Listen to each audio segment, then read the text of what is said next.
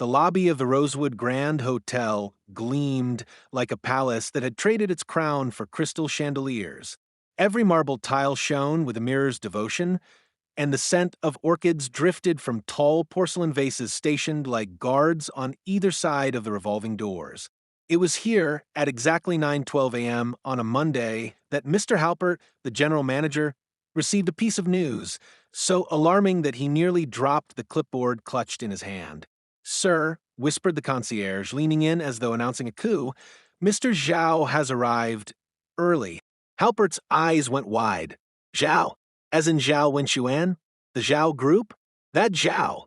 The concierge nodded gravely, "And he only speaks Mandarin." The color drained from Halpert's face.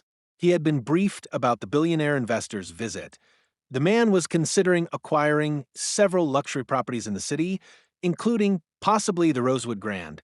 But the hotel's Mandarin interpreter, a flighty young man named Peter, had been called away to his grandmother's bedside 2 hours ago.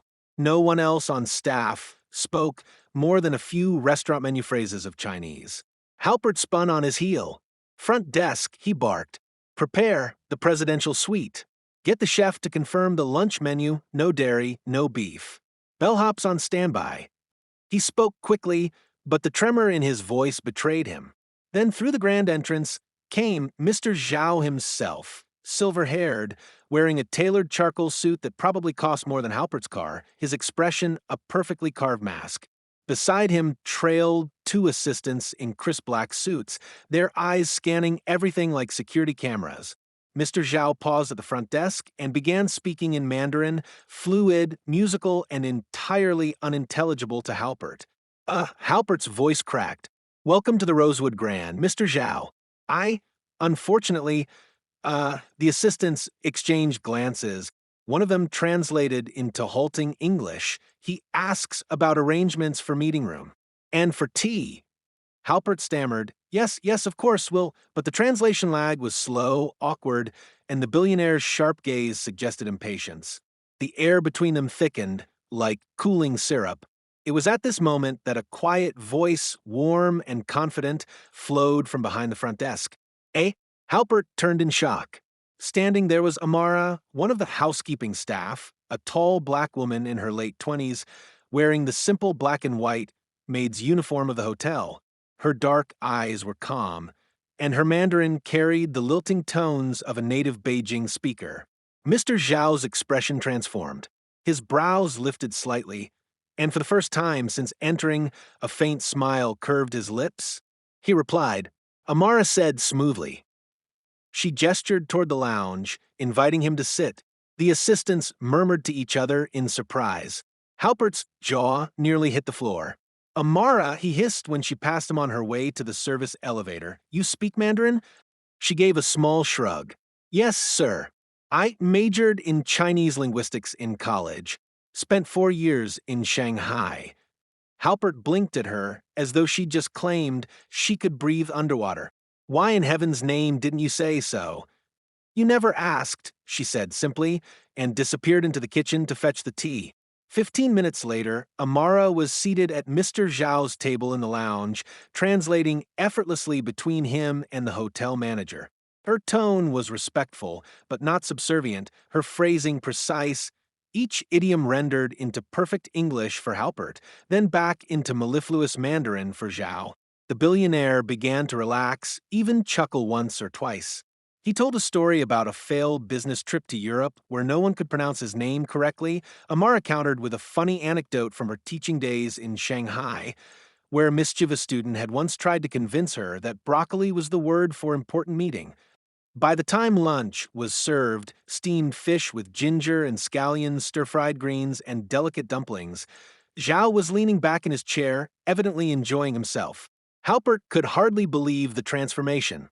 The panic of the morning had melted into a smooth, cordial atmosphere, all thanks to the maid he had barely noticed before. When Zhao excused himself to take a call, Halpert leaned toward Amara. "You've just saved this hotel's future," he said quietly. "If he invests, we'll be booked for years. You could have told me before today that you're basically a walking diplomatic miracle." Amara smiled faintly. Sometimes people don't listen when you try to tell them things, sir. Halpert flushed. He remembered their first meeting a year ago when she'd been applying for a housekeeping position. She had mentioned some language skills on her resume, but he had skimmed it too quickly, focused on filling the vacancy. The truth was, he had pigeonholed her before she'd even spoken, assuming she was just another hire for the lower rungs of the hotel's staff ladder. Now, he felt the weight of that assumption. That afternoon, Amara accompanied Zhao and his assistants on a tour of the property. They visited the rooftop garden, the spa, and the ballroom. At each stop, she explained the hotel's features in graceful Mandarin, fielding Zhao's technical questions with the confidence of someone who had not only mastered the language, but understood the culture.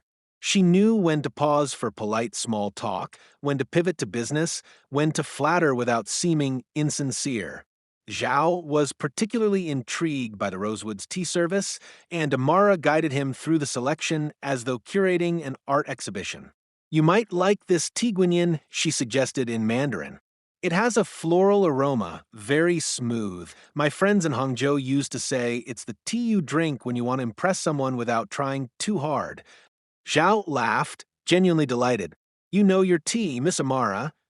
I know my guests, she replied. By evening, the delegation was ready to depart. In the lobby, Zhao shook Halpert's hand, then turned to Amara. He said, Amara inclined her head. He handed her a slim business card embossed with gold characters.